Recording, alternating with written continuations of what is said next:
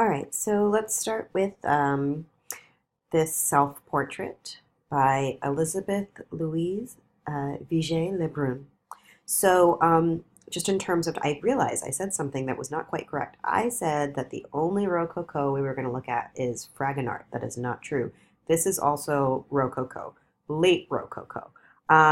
So we get this kind of sense of youth, of the feelings of pleasure, of opulence, in the sense of like if we look at her outfit and who she's painting, and we'll talk a little bit more about that, that this is sort of like a lovely kind of carefree um, painting. Don't feel not a lot of kind of critique or satire or anything, or high-minded values or whatever here. So let's talk a little bit about who Vigée Lebrun is, and then we will speak a little more on this particular portrait and how it relates to her history. So Vigée Lebrun was born to a modest family. Her father was a minor painter, meaning he wasn't super successful or well known. Um, but he did encourage her art and encouraged her learning in the arts.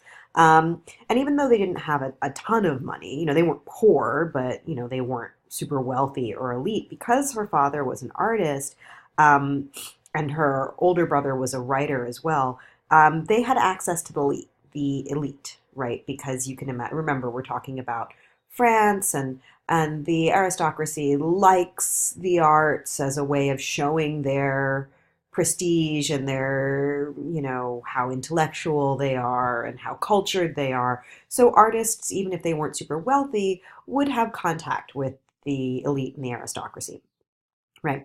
Her father dies while she is young. So I think like I don't know, somewhere around like 11 or something like that. And her mom remarries a guy that she's not super fond of. She starts painting professionally, I suppose, like painting portraits and things, and gets some nice commissions, but stepdad takes all the money from her. She marries this handsome art dealer.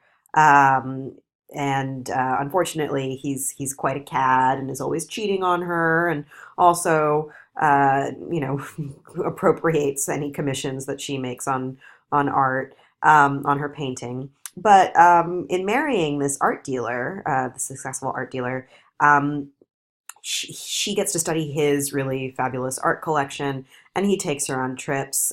They go to the Low Countries, where she sees the paintings of our northern Baroque painters, particularly Rubens, who's very influential on her. And you can sort of see, right, if you think about Rubens and that beautiful color work that he does in his painting. Remember, Rubens does the portrait of Marie de Medici. So she's very influenced by Rubens' use of color and light, and glazes. And you can sort of see that here in her self-portrait as well, like this brilliant scarlet ribbon, magnificently tied around her waist to show how tiny and fashionable she is.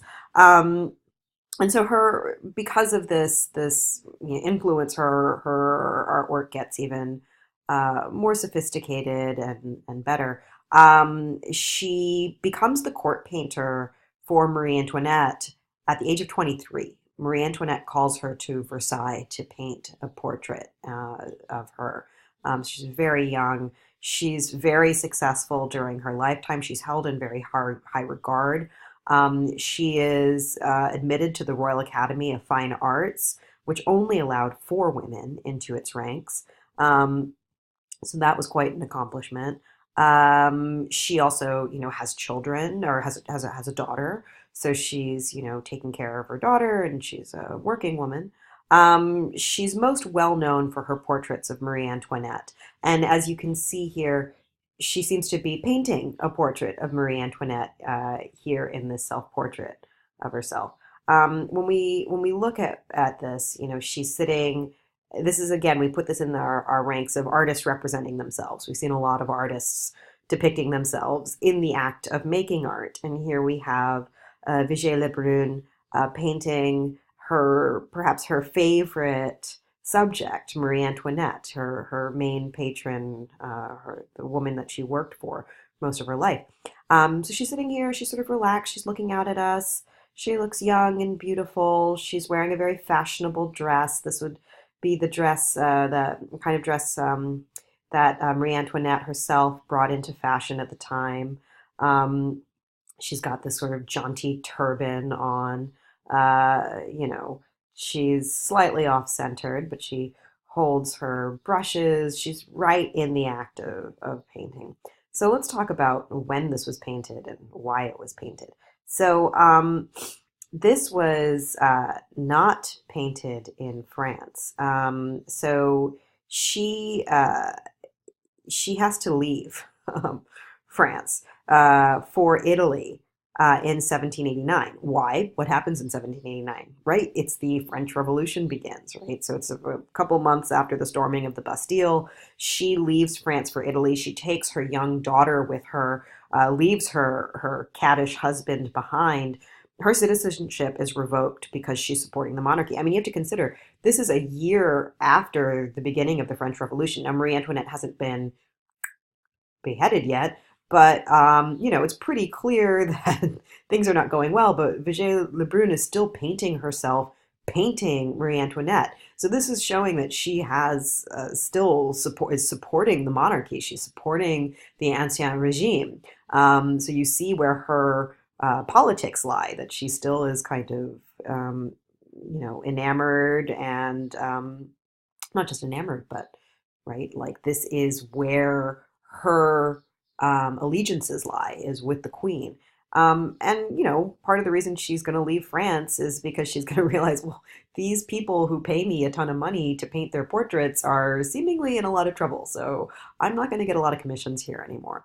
Her husband is during the terror is forced to divorce her and renounce her, so she's divorced while she's in exile in Italy.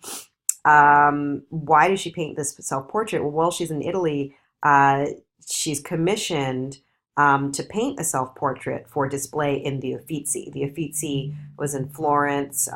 It is still the major art museum in Florence. It was built by the Medicis in the 16th century, I believe. For to house all the Florentine administrative offices, and also to display the Medici art collection. So the Uffizi commissions her to paint this self-portrait because it's going to go in their collection of portraits of famed artists. So that's how you know she was really famous in her day and really well respected. While she's in exile for 12 years, she goes around painting various other European and Russian royals because she's really sought after as a portrait as an artist of portraits, a painter of portraits. So she's exiled for 12 years, and then she goes back to her citizenship is later restored. She goes back to France, and she dies in Paris at the ripe old age of 86. Um, so there you go. That's the story of the full story of this painting, a late Rococo, little frothy piece of loveliness. All right, that's it.